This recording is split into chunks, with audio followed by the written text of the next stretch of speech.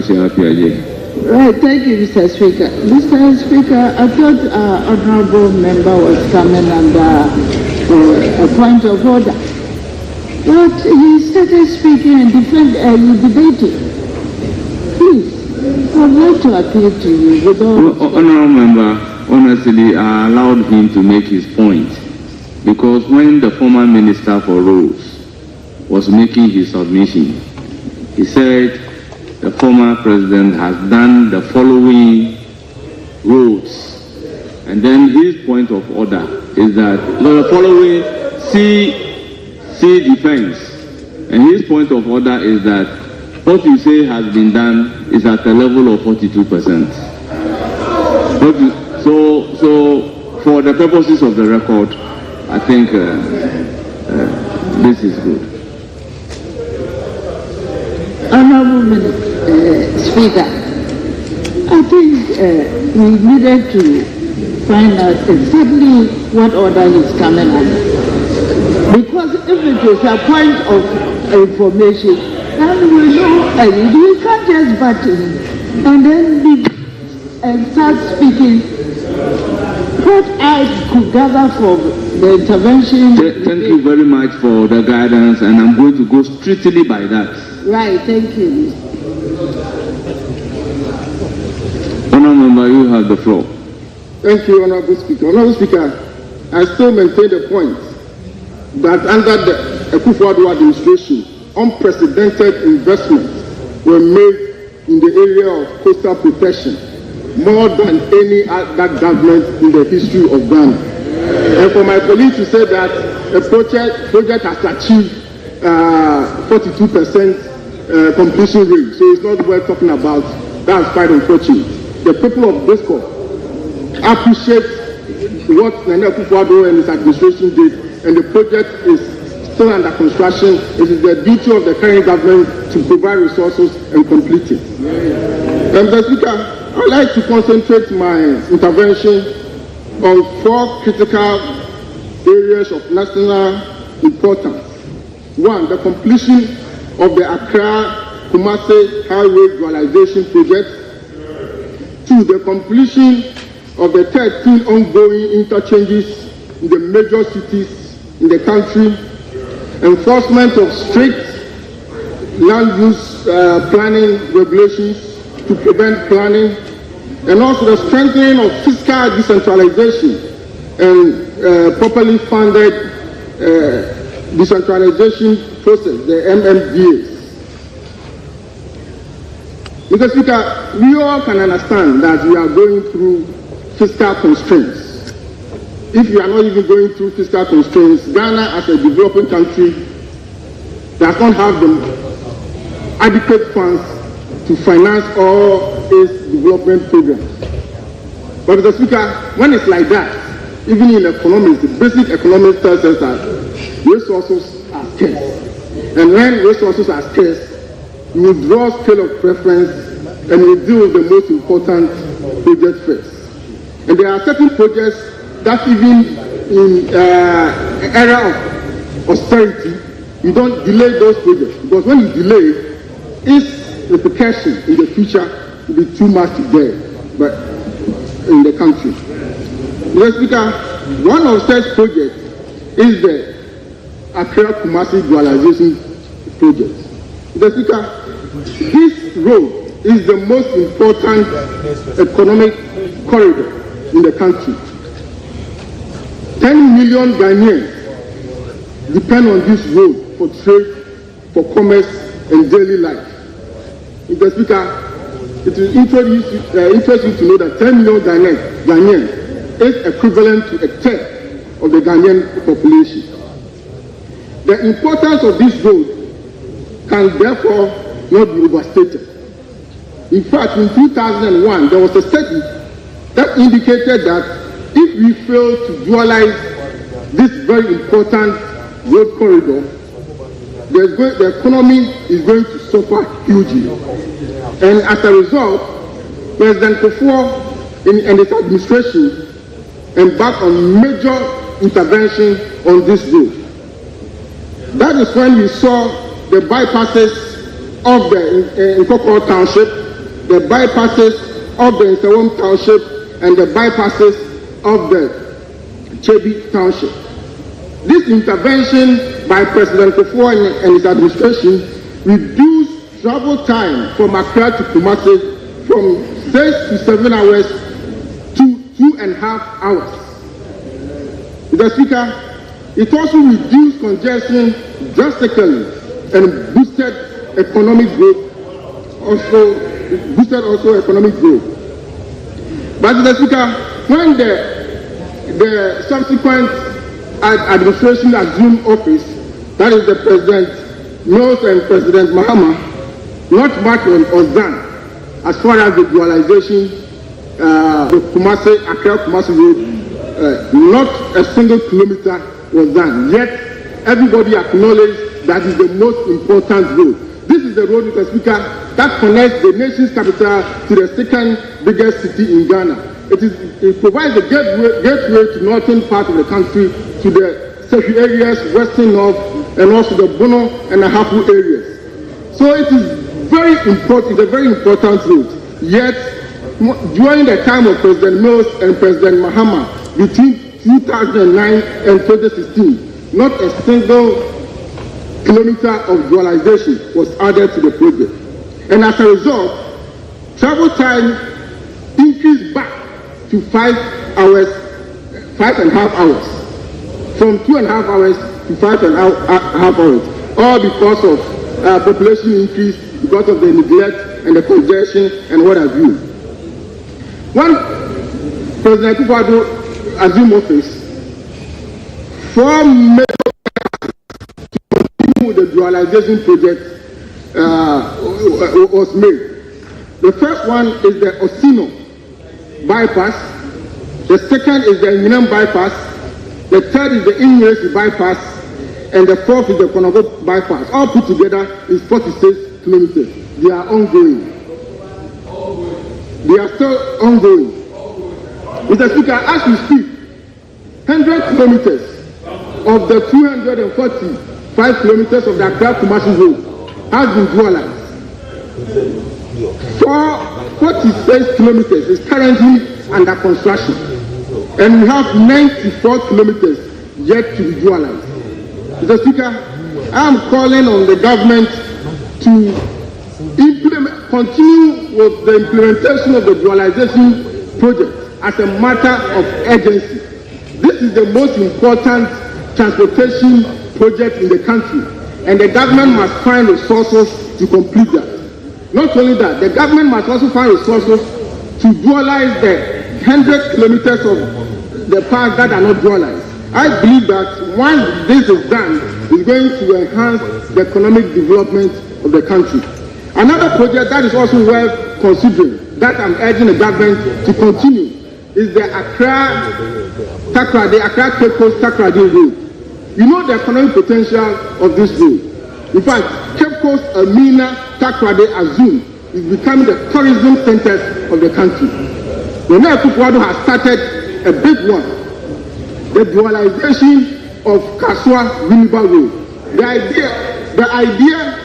idea was to extend it to Takrady. It is important that the government prioritizes this road and extend it to Takrady and to Azim to increase tourism potential and the revenue that will come from it. Mr. Speaker,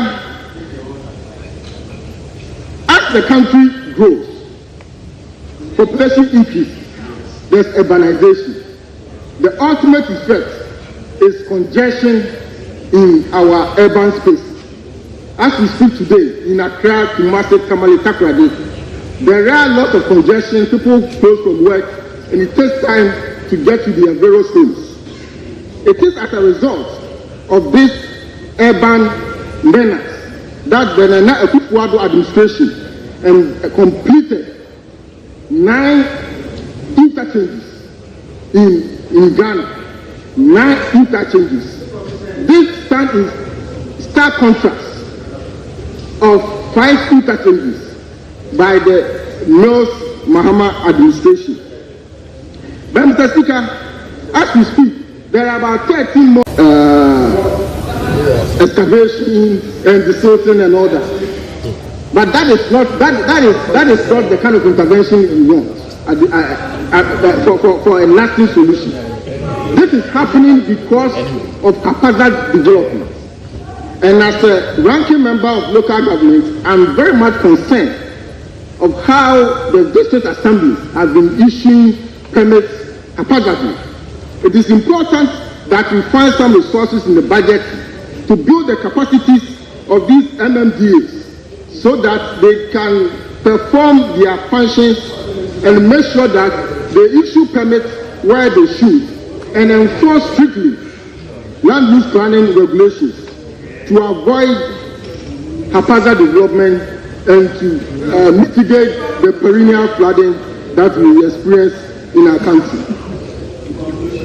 Mr. Speaker, another important point as ranking for local government, I need to talk about... Honourable member, conclude. 15 minutes. Mr. Speaker, when it comes to local government, the finance minister said he is proposing 80% of all resources to go to the district assemblies. For me, that doesn't lie with the finance minister. We know how these allocations are made. And it's by a formula. It is supposed to come from the registrar of the common fund. He is supposed to come. He's the administrator of the common fund. He's the one who's supposed to come and before Parliament, and Parliament will endorse it. So it doesn't lie with the finance minister. But one thing that I want to correct, the finance minister said under President Akufo-Addo, the percentage that goes to the district assemblies were below 50%. That is not correct. It has never gone below 50%. In 2024, for instance, it was 54%. In 2023, for instance, it was 64%. But Mr. Speaker, as a student of decentralization, I will support any move to make sure that there are more resources to the assembly so that they can perform their duties. So, Speaker, when many years ago this country decided to embark on the path of decentralization, I have said this before, especially when I was Minister for Western Housing. We probably did not have the idea of the enormous responsibility we are placing in the hands of these local officials. They have so much to do, and if they don't have the resources, they will not be implement what they are supposed to do to enhance the economic development of our country. Mr. Speaker, since you have already timed me out, I want to thank you very much for the opportunity. Thank you. Honourable members, it's now the turn of Honourable Hajia Ladi Ayamba.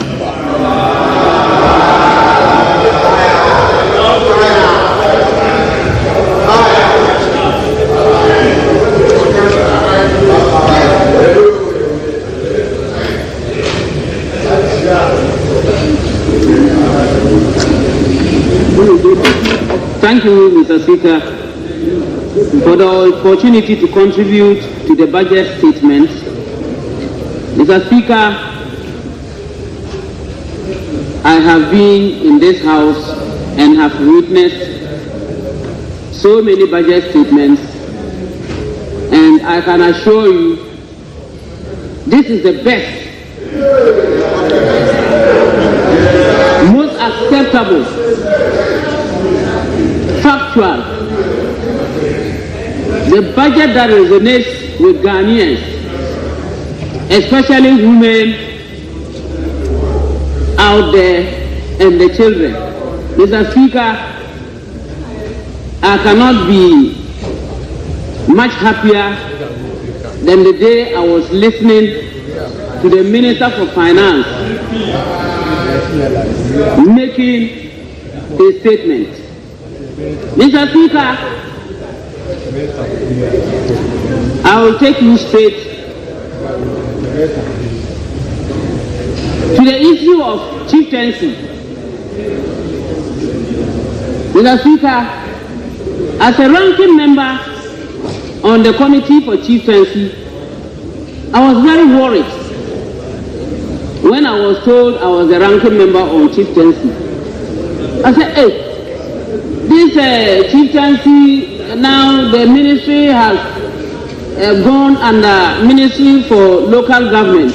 What will we be doing there? When I opened the budget statement, Mr. Speaker, I was more than happy when I saw that there was going to be a Royal Academy for chiefs and traditional authorities, and it's going to be a place of excellence. I was very, very overwhelmed. These are the very first people who are the leaders of democracy in our country, because they are actually on the ground, and they are those that most of our constituents resonate with. But all along, even though we had the Ministry of Chieftaincy, we never thought of giving them an academy which would support them in the need for their activities. Here we are today. This budget and the wisdom of the NDC has given them a budget for an academy. Thanks to His Excellency John Dramani Mahama for this initiative, and I hope and pray that the over 36 million Ghana cedis that has been allocated to the chieftaincy ministry, the chieftaincy outfit under the Ministry of Local Government for that matter, would go a long way to enhance their activities. Mr. Speaker, there has always been this issue of the Gulf of Guinea Northern Region's social cohesion project, popularly known as SOCO. I was always asking myself, what is this SOCO about? What actually are we getting from it? Mr. Speaker, this budget told me everything. And I realized that an amount of 350 million Ghana cedis has been allocated for SOCO activities, and these monies will be disbursed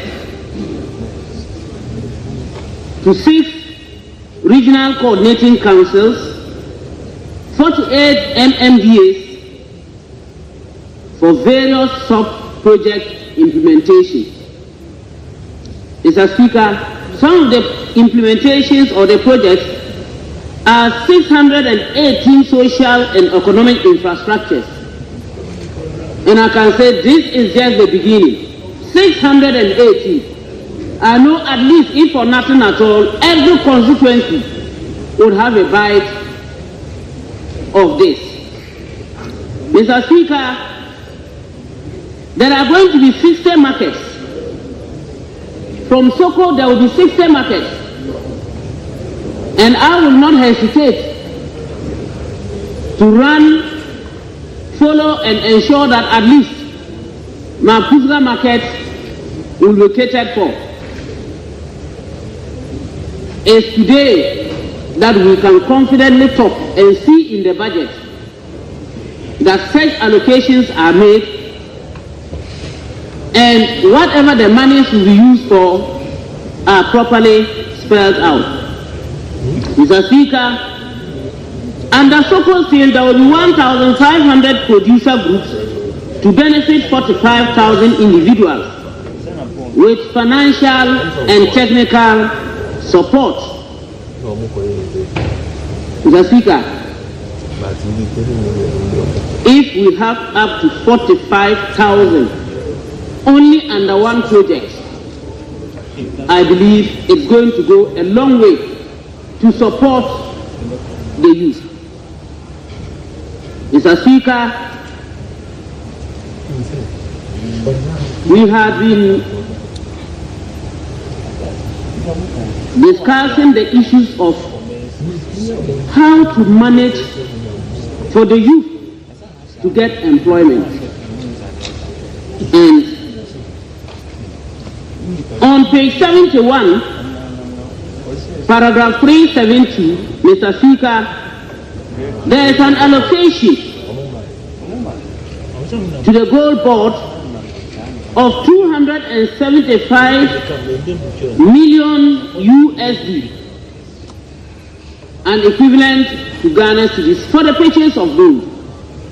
Why am I saying that it's going to go a long way to support the youth? The Galamseyers, and now that His Excellency John Dramani Mahama has stated that taxes on raw gold should be taken off, this money will go a long way to support for the purchase of gold and the suffering of all those who go to work with these small or minimum persons who deal in gold would benefit from it. Mr. Speaker, on paragraph 373 of the same page 71, we have 13.85 billion Ghana cedis for the big push. The big push is not going to be something that we think people can just sit down and enjoy for themselves. It's actually going to be a big push, and I know it will push and support the women and children out there. It will surely push us and we will forge ahead. Mr. Speaker, this is a budget. This is a budget that has thought it wise to help us in the right direction. Mr. Speaker, on the same page, paragraph 374, we have 499.8 million Ghana cedis allocated for the no academic fee user policy. There were so many questions everywhere. Most schools, you could see school projects not no more going on, and children sitting under trees. Mr. Speaker, the ANCAP will go a long way to help pay all these contractors and also the school feeding. I overheard some people talking that why will they ANCAP get fund and use it to pay or for the senior high school feeding. What are we really talking about? Why? Is it not part of education? Is it not for the projection? Is it not for the enhancements of education? If the money is under GET fund and part of it can be used for school feeding, what is wrong with that? I asked myself severally. Well, that is the thinking of another person who maybe doesn't think well about the goodness of our students. Mr. Speaker, let me thank His Excellency John Dramani Mahama once more for ensuring that he nominated a woman as a running mate, and eventually, today as we speak, we have a woman as the Vice President of the Republic of Ghana. He hasn't ended there. He hasn't ended there, Mr. Speaker. All along the 8 years, we have been talking about sanitary pads for girls both in primary and JHS, because we saw girls selling eggs in order to buy sanitary pads. Some of them stopped schooling. A lot of absenteeism. Nobody paid heed to us. Today, provision has been made for the purchase and distribution of sanitary pads to our schools. For the girl child, Honourable member, conclude. For the girl child to be able to continue her education and go to school regularly. Mr. Speaker, I will not be able to end with my contribution without the fact that just a few weeks ago we were worried about the fact that United States aid was being taken off. Mr. Speaker, in the budget, provision has been made of about 9.93 million Ghana cedis to help in claim payment, essential medicines, vaccines, payments, bridging that gap of what has been taken off, and free primary health care. Mr. Speaker, this budget is what we women of Ghana should carry shoulder high and know that at least our backs are being kept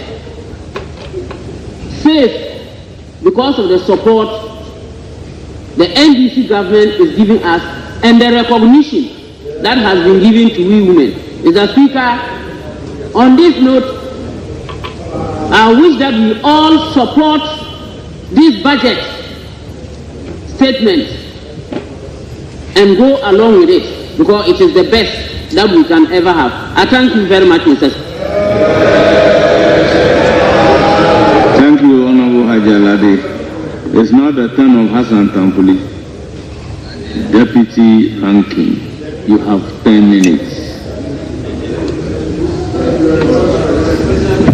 Thank you very much, Mr. Speaker. I rise to make a few remarks about the budget statement and economic policy of the government of Ghana for the 2025 financial year. Mr. Speaker, I have just a while ago described this budget as a Kosciuszko budget that is dealing with supposedly lean government but a very big stomach. Mr. Speaker, the President promised us 60 ministers, and thus far he's short of 4. Mr. Speaker, the whole idea of having a lean government is for us to be able to spend less in terms of maintaining government. Mr. Speaker, in this case, and as far as all the discussion has taken place in this hallowed chamber, Mr. Speaker, it is so evident that the Office of Government Business has consumed everything in this budget. Mr. Speaker, we have, heard colleagues from the other side, make arguments to the effect that it is not what we are seeing in the budget. Mr. Speaker, we have only one budget. And the numbers that are stated in the budget do not lie, unless, of course, we are being told that the numbers that the Minister for Finance himself gave to us is incorrect. Mr. Speaker, I'd like to, at the outset, respond to a few things that the Minister for Energy stated whilst he was here. He said that price of petroleum products have gone down 3 times already. Mr. Speaker, that is true. There is a reason for that. Mr. Speaker, price of petroleum products are determined by 3 factors in this country. The price on the international markets, the taxes, levies, and margins on the petroleum products, as well as the forex. Mr. Speaker, what is influencing the current decline in the price of petroleum products is the price on the international markets, which has seen some decline in the last couple of weeks. Mr. Speaker, one of the reasons why we still have this current price or the tumbling of the petroleum prices is also because of the gold for oil deal, the policy that was launched by the S1 and Nana Dankwa, Dr. Mahmoud Bawumia governments. Mr. Speaker, as we speak, only last week, Boss discharged the last cargo that they bought under the gold for oil deal. The gold for oil deal has been one of the main reasons why we still have this stability in the price of petroleum products. At some point in 2022, Mr. Speaker, prices had gone up to 23 Ghana cedis. And by the singular intervention of the gold for oil deal, we have seen a remarkable decline all the way to sometimes even 13, 14 Ghana cedis. And currently we are hovering within 14 and 15 cedis, depending on which product you are buying, whether you are buying RON 91 or you are buying RON 95. So, Mr. Speaker, the minister should have been telling us what intervention government had made, like we did in 2017. In the maiden budget of His Excellency Nana Dankwa Akufo-Addo in 2017, we took positive steps, Mr. Speaker. Mr. Speaker, we also reduced the taxes on the petroleum product from 17.5% to 15%.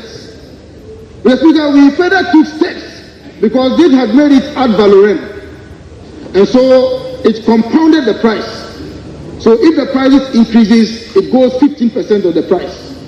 So, Mr. Speaker, we took steps to nullify the percentage and then reduce it to a specific amount. That gave us some comfort and stability and some amount of predictability in terms of the price of petroleum products in this country. So, Mr. Speaker, when the minister spoke, I'm not sure what the government has done in terms of effort at stabilizing the price of petroleum products. Zilch, nothing was done.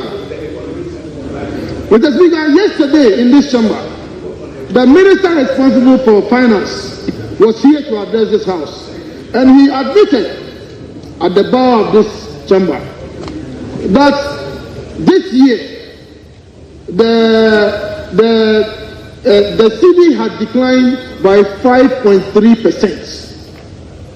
And he compared it to 5.7% in 2017 or so. Mr. Speaker, so that means that even the exchange rate has not been stable. So what exactly has the government done in terms of policy to be able to stabilize the price of petroleum products? Like I said, Mr. Speaker, there's nothing on record. Mr. Speaker, it takes me to the issue of electronic buses. God bless Nana Dankwa Akufo-Addo, former President of the Republic of Ghana. Mr. Speaker, he has brought in electric buses into this country. Mr. Speaker, we ordered 100 buses and 10 buses are in the country. Mr. Speaker, even today, I was behind one of the electric buses. Mr. Speaker, do you know what those buses do? Mr. Speaker, these electric buses, and I was looking at the budget of the Ministry of Transport, and Mr. Speaker, to my dismay, I haven't seen anything in relation to electric buses in this country. Mr. Speaker, our carbon footprints will be significantly reduced if we invest heavily in the electric bus ecosystem. Mr. Speaker, one time I went to a bus, factory in the Netherlands. And Mr. Speaker, they were manufacturing buses for Metro Mass Transport Company. And I asked the factory manager how many buses were electric and how many were internal combustion engines. To my dismay, I was told that 99.9% were electric buses. But Mr. Speaker, the world is going very far. We cannot be stagnant where we are. So, Mr. Speaker, I want to encourage the Minister for Finance to provide funding to the Minister for Transport to be able to procure more electric buses in order for us to be able to reduce our carbon footprint. Mr. Speaker, they're in the country. They are moving Mr. Speaker, there are 100 buses. Mr. Speaker, there are 100 buses. We have shown the way And under Article 37(5), one government is enjoined under the Constitution to continue. Mr. Speaker, Honorable Tampoli, you have 2 minutes more, but I recognize Honorable Abuja.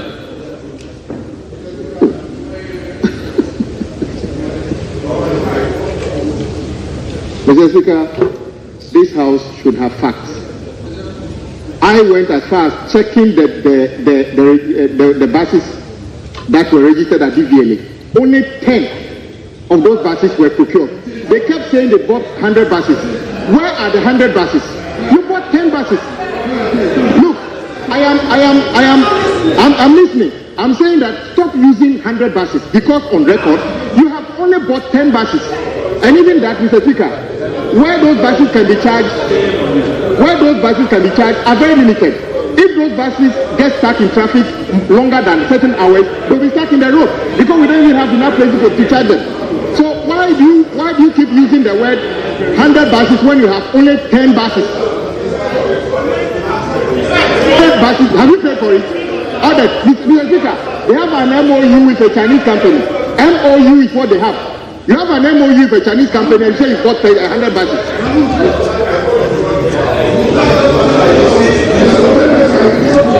Mr. Speaker, I'm very shocked that the minister 100 buses were bought. Mr. Speaker, we entered into an agreement to supply 100 buses.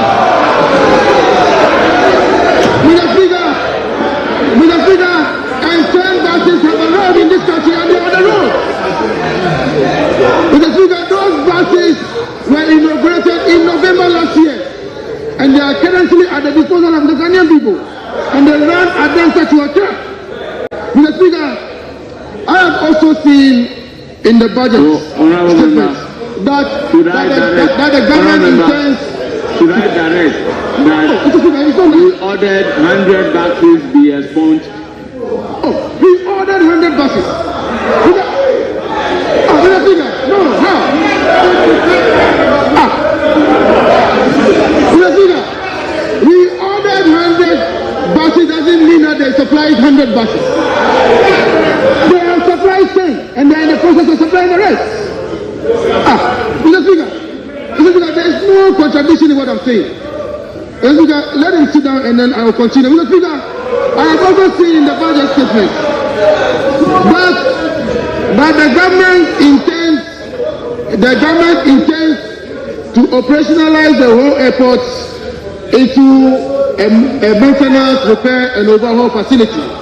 Mr. Speaker, in the manifesto of the NDC for the 2024 elections, in that manifesto, the commitment was that the Tamale airport and the whole airport were going to be used for that facility. Mr. Speaker, the Tamale airport, in terms of the length of the runway, is just 3 meters short of Kotoka International Airport. Mr. Speaker, it has one of the best facilities, and on several occasions you'll find the Germans, you find the Americans, you find the British doing training at the Tamale International Airport. Mr. Speaker, I encourage the minister to, as much as he's looked at GHOne, to also consider Tamale because it has most advanced facilities in the country. Mr. Speaker, the interventions in the aviation sector are far-reaching as far as the legacy of Akufo-Addo is concerned. The Kumasi International Airport is there, the Tamale International Airport is there, the Kusinyani Airport has been rehabilitated, and the Kusinyani Airport. Honorable Sanjananja, you have the floor. Yes, Speaker. Honorable Sanjananja, you have the floor. Thank you, Mr. Speaker. Honorable Sanjananja, you have 10 minutes. Okay. Thank you, Mr. Speaker, for the opportunity given me to comment on the budget statement and the economic policy of Ghana for the year 2025, which was ably presented to the House by the Minister for Finance on the authority of the President. Mr. Speaker, the budget statement for the 2025 that was presented to us by the Minister for Finance is, for me, is the foundation for building the Ghana that we all want. And the budget is of the people, by the people, and for the people. Mr. Speaker, for the first time in the history of our nation, that a budget presentation preceded an economic forum, an economic dialogue, an economic forum, and interaction with the ordinary Ghanaian to afford them the opportunity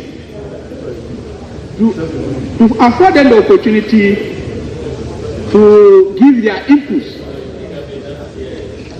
And the budget meet the hopes and aspirations of the Ghanaian people.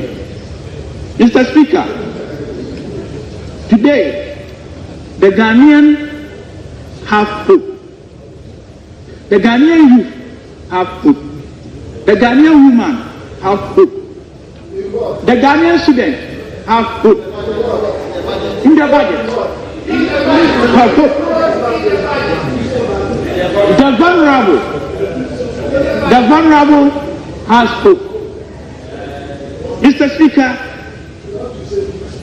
the Ghanaian child who is attending school and the trees has hope that with the encapping of the GHOne, the 5,000 schools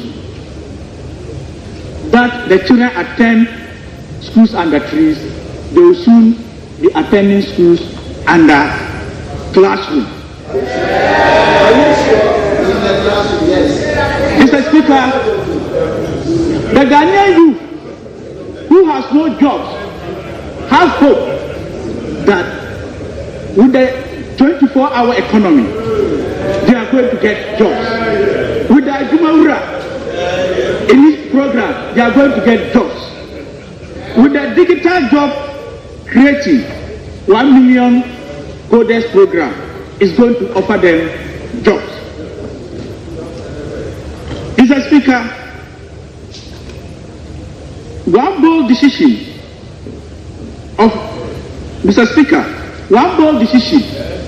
that this government has taken is to maintain the free senior high school and to deal with the problems that is, the challenges that are associated with it. And the headmasters have hope that now they can feed their students with the policy of decentralizing the procurement of food. Mr. Speaker,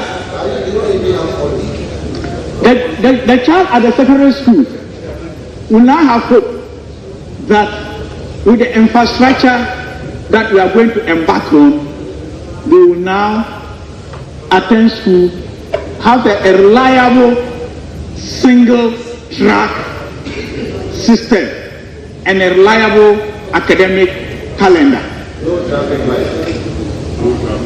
Mr. Speaker, one of the problems that is facing the whole country today is illegal and irresponsible mining, aka galamsey. Mr. Speaker, the President is committed. The President is committed to fighting galamsey. The fight for galamsey is almost a lost one, but President John Dramani Mahama has assured us through the budget and the initiatives that we are putting in place to fight galamsey without fear or favor. In respect of this, Mr. Speaker, the devastating impact on our natural environment the devastated impact on our natural economy is so worrying, and there is hope that we are going to reclaim the degraded forest and to restore our polluted waters. These things are not said just like that.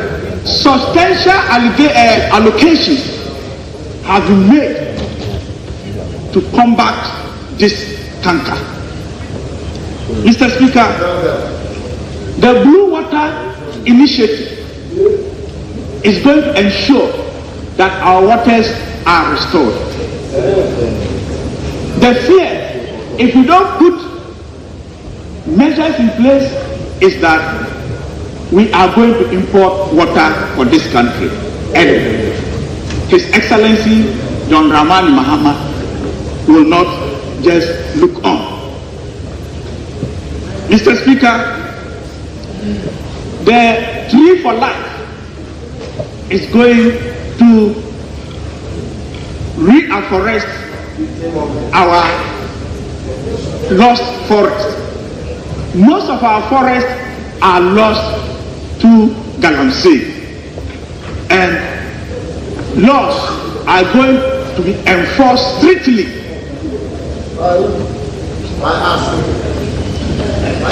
The laws are going to be enforced strictly, irrespective of whoever is involved.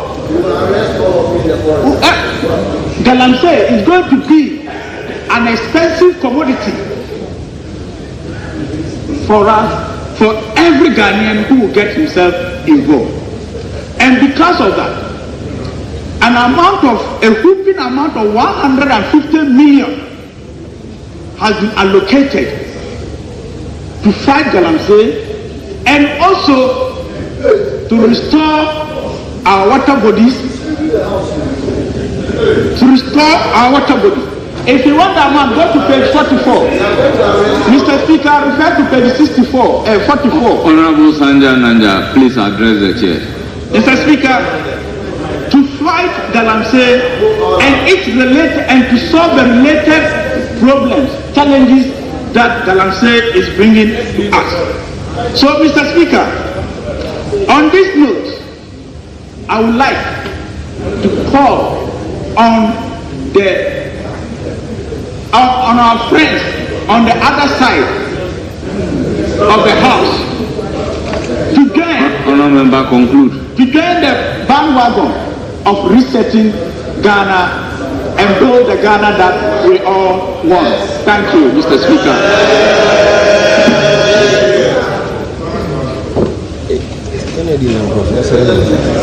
Honourable members, it's now the turn of Collins Adomako.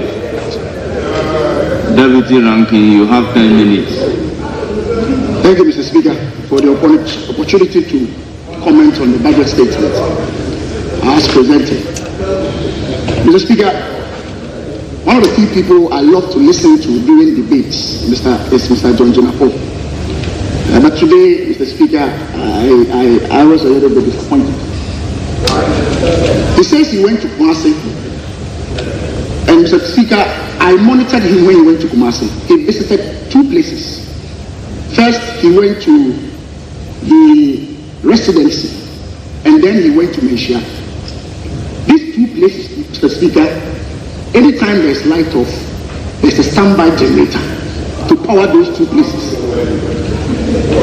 If the minister had visited Swami, if the minister had visited Kegetia, if the minister had gone to Atinga Junction, if the minister had come to Efidakwabe North, he would have realized that the power situation in Kumasi is one of the worst we are experiencing in decades.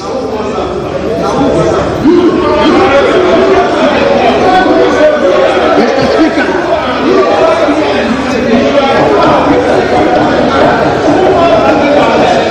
Mr. Speaker, Mr. Speaker, Mr. Speaker, in Ashanti region, Mr. light comes on, goes off at 6 a.m. and it takes sometimes 14 hours before power is restored. In fact, Mr. Speaker, just yesterday,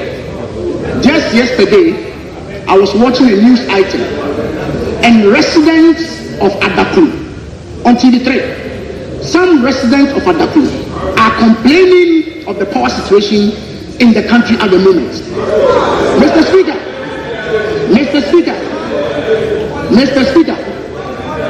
some members of parliament, even from their side, have had cause to go on social media to complain bitterly about the power situation we're having in Ghana. Mr. Speaker,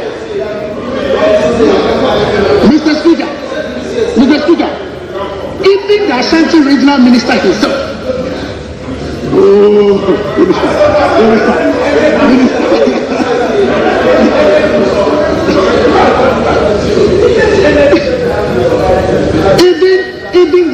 even the Ashanti regional minister, during the visit of the minister himself, had cause to complain about the power situation in Ashanti region.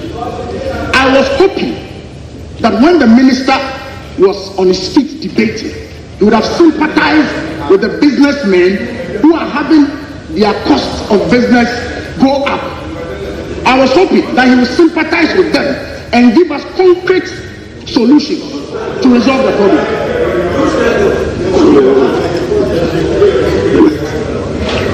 I was hoping that he would give us some concrete solutions to deal with the matter. Mr. Speaker, it was even my hope. Oh, Mr. Speaker, please protect me. Mr. Speaker. Honorable member, if you will not address the chair and you want to be responding, I'm addressing you. You are eating into your own Mr. time. Speaker, I'm addressing you, but the heckling is becoming too much. So I'm just pleading with you to protect me.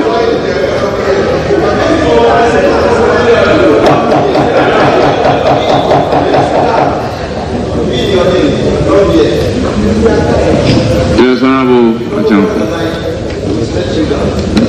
Mr. Speaker, thank you very much. So, no, I don't usually do this thing. The honorable member was a former deputy minister in charge of power.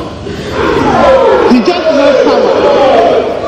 And he's asking us that we should take the measures we are putting in place to deal with the situation. He should rather tell us what they started and quickly aggravated from. We call upon them to give us a timetable. The minister told us to prepare our own timetable. And we are yet what are we doing? Honorable Richard Achampo. Honorable Richard Achampo. Honorable Richard Achampo. Honorable Richard Achampo. I am the senior of this house. Honorable Richard Achampo. Honorable Deputy Whip. Please. Please resume your seat. They failed to resolve the Honorable Richard Achampo, please resume your seat. Thank you very much, Mr. Speaker. Honorable Habib, you should also resume your seat. Honorable Collins, you have the floor. Mr. Speaker, no amount of heckling will change the reality on the ground. And the reality on the ground is that our lights are off. Our lights are off. He claims I was a former deputy energy minister. That's true, Mr. Speaker. And that is why I did not contribute to any light off in Kumasi. That is why I kept the light on. I assisted my minister to keep the light on in Ashanti region. I'm so surprised that my colleagues here and the minister is still blaming a government that has left power 3 months ago for the current power situation that we are having. Mr. Speaker, their job now is to give us the solution and fix the problem. When the minister was in this house just last week, Mr. Speaker, he was here in answering a question and said that we are not shedding any load. Indeed, Mr. Speaker, I have in my hand a publication of February 7th, 2025, where the minister said, WAPCO shut down, government fixes power deficit, procures alternative fuel to keep the lights on. This was the minister. In spite of all these assurances, Mr. Speaker, the people of Adaklu are complaining. The people of Swami are complaining. And Mr. Speaker, the most painful part of it is that the light-offs are occurring at the business districts. When you go to the Ashanti region, when you go to Swami, Kejetia, that is where businesses take place. As I speak to you now, Mr. Speaker, generators are blazing. The Honourable member conclude. Oh, Mr. Speaker. Mr. Speaker. 10 minutes. Oh, Mr. Speaker. Well, Mr. Speaker, I don't need too much time to send my message across. The message is that the people of Ghana are suffering under the heat. And I expect the minister to focus his attention on giving us solutions and fixing the problem. In the economy for the Ghana we want. Indeed, I am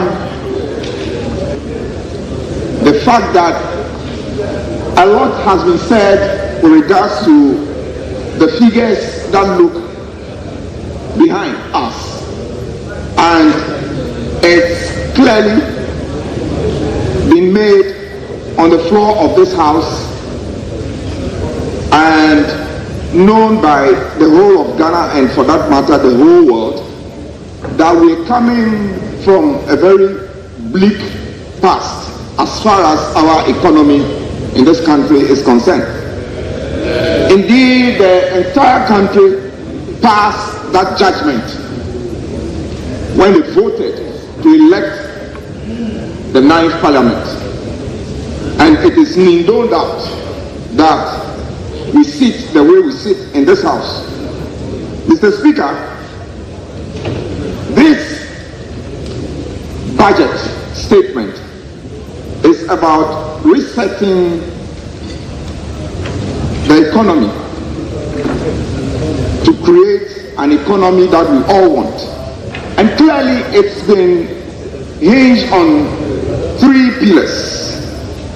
And that was well articulated to us when the Honorable Minister of Finance came to present the budget to us.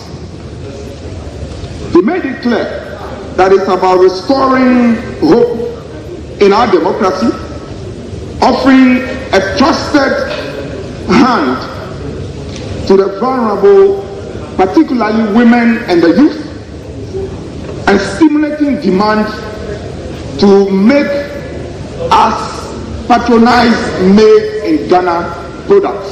And that is what is linked firmly to what has become a household name in Ghana known as the 24-hour economy.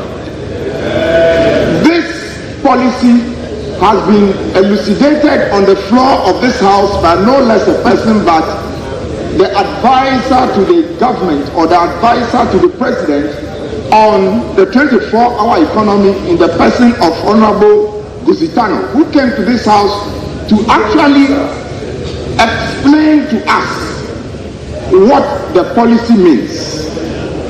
He did his best to tell us and give us the entire framework under which this policy would be implemented in Ghana.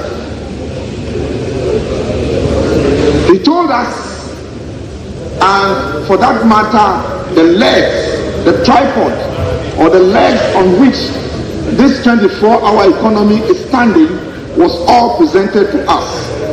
So in my belief, I think that there shouldn't be any doubt on anybody's mind as to what really we mean when we say that we are going to, as a government, the government will lead the process of transforming Ghana's economy using the 24-hour economy policy. We were given all the actionable points, the entire strategy that will be followed to ensure that this policy becomes a reality that will drive our economy. Mr. Speaker,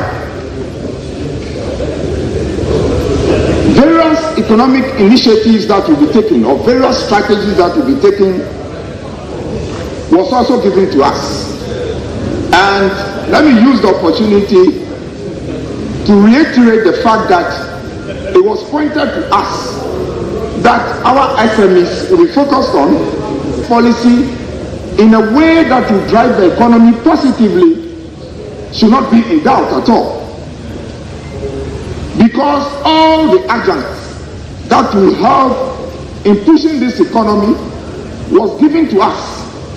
And permit me to point out the fact that the role of skill development in ensuring that the right skills are generated, the right impetus is given to industry to be able to boost the economy was given to us. Indeed, all this was not left in doubt. We find great expression in the budget. The National Apprenticeship Program has clearly been mentioned as a way of driving our informal sector, our informal economy to be able to generate the necessary skills that will drive the economy or the drive industry and the economy for that matter. Various programs like the school feeding program that has become